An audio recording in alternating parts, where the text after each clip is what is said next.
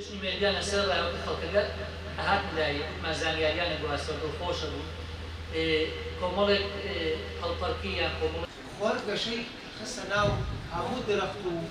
بوونەوەرەکە لە زاگرۆسەوەدا بەزی جوڵانەکە بۆ این آیین میترائیسم جامعه ما به اروپا و به روم موقع میرسه.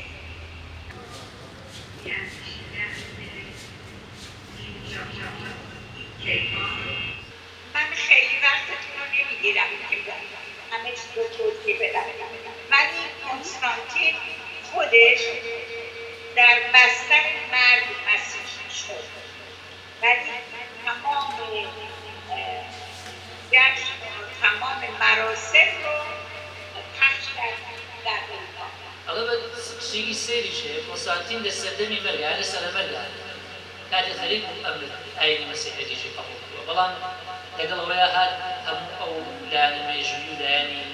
بۆ نەویادەکانی هەموو خۆڕانکاری بەسەرا هێنا و ئەوروپای بڵاوی کردەوە کە هەتا ئێمروژ ماوە. و زرتشت از آتش یک از آتش روشنایی،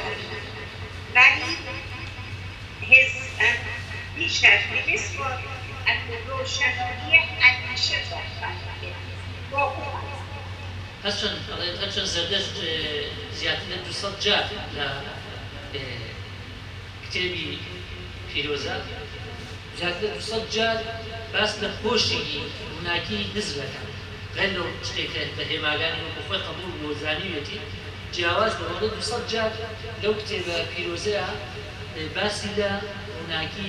حزبی یانێ حزبێکی بیرکردنەوەیکی ڕووناک حزبێکی ڕۆشن بووە ئێمە وەکو خۆماڵی بیرمەند بوونیان ڕۆشن بیر بوون بەڵێ و آریایی‌ها جشن می‌گرفتن. جشن یعنی از یزدان و یشمان، یعنی آفریدن، یعنی ستایش کردن.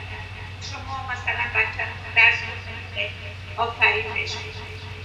ستایشش بنابراین همیشه این جشن‌ها برای اینکه زمانی از یه چیزی آفریده ستایش کنند، یه بار از آتش، یه بار از نفت، یه بار از زمین، یه بار از آب‌ها و بعدی ما میرسیم به جشن ئەڵێ بێگومان ئاریاگەری درێژایی مێژووی خۆیان لە دوای هاتنیان بۆ ناوچەوە دوای ئەوەی کە ئاینی زەردەشتیان قبوڵ کردووە بە هەمان ڕێڕەوە بە هەمان شێوەی ئاینی زەردەشتیە جەژنەکانیان گێڕاوە کە ئەمان ئەم جەژنانە غێر لەلایەن ئاینێگە بە پیرۆزی بوو بە هۆکارێکی هاتنەداییەک زانیوە و ئەم لێنەیش هەموو کاتی ستایشی ئەو هەبوونی ئەو جەژنیان لە ژیانی خۆیانە بە شایەکی پیرۆزیان ڕوانی بەهۆی ئەوەی کە یەکەم تیار بۆ خۆش بوو، دووەم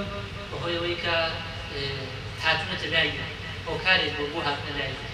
طبعا جشنی مهرگانێکێکە لەو جەژنانەی کە جەژنی ڕەسەنی کوردە ئێمە وەکو زەردەشتیەکان جەژنەکانمان پابەندە بە گۆڕینی ئاو هەوا و طقوس مەسەڵەن لە سەرمایەکی زۆر بۆ سەرمایەکی فێنێکی خۆش کە جەژنی نەورۆزە 23 و دوایی لە سەرمایەکی فێنکەوە بۆ گەرم 21 جەژنی تیرکان ئاوانە، دوایی لە سەرمایەکی لە گەرمایەکی زۆرەوە بۆ گەرمایەکی معتەدل جەژنی مێهرگانە، لە سەرمایەکی معتەدلەوە بۆ سەرمایەکی زۆر سارد و بەفراوی جەژنی یەڵدایە شەوی یەڵدایە. بۆیە ئێستا ئێمە کەوتوینەتە کە سەرمایەکی معتەدل لە 21 تەوان 21 لەو ڕۆژە حەسات کۆکرێتەوە بەرەو بووم کۆکرێتەوە مەزە من برنجم ڕواندووە تۆک نۆک جەناب شتی تر ڕواندووە نیسک ڕوان ئەوی تر فاسۆلیا ئەمانە ئیتر هەرچی بقولیات هەیە وشکەمەنی هەیە. لەم ڕۆژەیە ئێن چیەکەین هەمووی هەریەکە و فەردەی خۆی دانێت لەبەرەوەی کە جیاوازی نەبێ لە بینی فەقیر و دەوڵەمەند هەمومان جلێک لەبەرەکەین خۆمانە گۆڕین مەسەرەن بۆی کە نەزانن ئێمە دەوڵەمەنین ئەمانە فەقیرن ئەوە فەقیرەکە بەزەی بەخۆیان بێتەوە ئەوانە ئێمە چیەکەین جلی کۆن لەبەرەکەین جلی دڵاو لەبەرەکەین دەموچاوی خۆمان تێگەین بە میکیاجی و بە قشە یان دەموچاو قیناع دروستەکەین بۆ خۆمانیان لە چکە بەسی ئەمەی کە ئێستا هالەوین هەیە خەڵگەی کاتیان ئەمەی کە ئێستا کەرنەڤاڵی پێڵێن خەڵگەی کە ئەمە لە ئەساسەوە ئیزەردەشەکان بۆەوە ئەکەین بۆی ئێمەش قاپێ بەدەسەواگرین بۆی کە بەرومەکە مەسەم برنجم چانە برنجەکەم زۆرە دایانێم ئەچم تۆزێ برنج هەڵەگرم ئەی کەسێت بۆی کە جیاوازی نەبێ لە بینی فەقیر و هەژارەکان و دەوڵەمەنەکان بۆی فەقیرەکان هەست بە شعور بە نەقسێک نەکەن ئێمە ژەگەڵان لەسەر ئەوەسین بۆیە ئەم ڕۆژە پێڵەن جەژنی مێرگان لەو ڕۆژەیە کە خەڵک جلی تازە لەبەر مناڵی ئەکات و خۆی گۆڕێت و ماڵ پاکاتەوە و ئیتر تا بەیانی سەماعەکەن و هەڵپەرکیەکەن و لای خۆشمان هەبوو لەو ڕۆژەیە دانولەیانە کوڵاند دانولەیان تەوزی ئاکرد وەختی خۆی بەس وردە و جژنانەمان بەداخەوە کاڵ بۆ و نەما و ئێستا ئەم بیوتی سوجاجیانە هەیە و ئێستا ئەم ئیسیرادە هەیە بەڵام دامیشتی جاران خۆشتر بوو و ئێمەشە بەرەوەی کە زانای زەردەشیمان کەمە بەڕاستی ئێمەش وە زۆر گرنگێکی زۆر نەدرا بە دینی زەردەشی ئەو 10 ساڵی کە ئێمە بەڕێوەیە بین زۆر پشگیرمان نەبوون بەو شێوەیەکی و ئەو ئیمکانیەتیشمان نییە کە ئێمە زاناکان ئەوانە بێنین مۆبێدەکان بێنین لە دەروی وڵاتوانەمان پێ بڵێن و ئەوشتانە ئێمە ناو بەناو ئەوە لەڕێ ئەم ئۆنلاینانەوە ئەم مۆبێدەکانیان خەڵکە پرۆفیسۆرەکان لە دینی زەردەشی یێنین لە ئۆنلاینێکی ئەوە ئەەکەینەوە خەڵک دانیشێتن لە زەردەشیەکان دانیشینەوەی کە بە پێیکات بێ باسی چیرۆکەکانمان بۆ کات مەسەن باسی فەلسفەی زەردەشیمان بۆ کا باسی جەشنەکانمان بۆ کە باسی گاتاکانمان بۆ کا مێژووی سەر هەڵدانی ئاینەکانمان بۆ کات و زۆر جار خوشک و براکانی دینەکانی تر پێیان خۆشەکە گوێیان لێبێ کە ئێمە گوێمان لەوە بێ بەڕاستی هەستەکەین کە خۆمان تایە ژیاوین ئەزانین کە ئی خۆمانە مڵکی خۆمانە بەڵام بەداخەوە کوردێک ئایبیە بەشتی خۆی لا زۆر بە گرنگ نییە بەداخەوە یعنی ئێستا سەریکەمانە فارسن زۆر ئەم جەژنانیان لا گرنگە کە ئەسڵی ئەم جەژنە ئی کورد بووە ئەسڵی لای ئێمە بۆ من ئێستش بیرمێ کە ئەم جەژنە پیرۆزکراوە کەم ناڵ بووم بەڵام بەداخەوەی تر ئەم سیاسەتی هەندێک لە دینەکان بە سیاسی گرتیان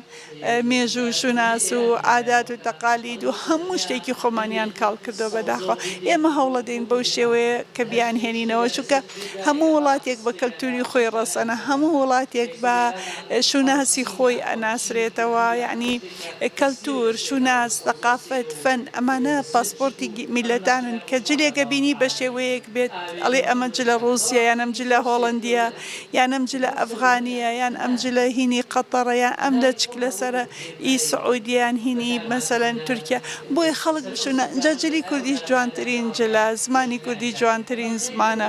کوردستان جوانترین وڵاتە ئەبێ ئێمە شانازی دائیمەن بکەین بە هەموو جوانی و پیرۆزیەکانی خۆمان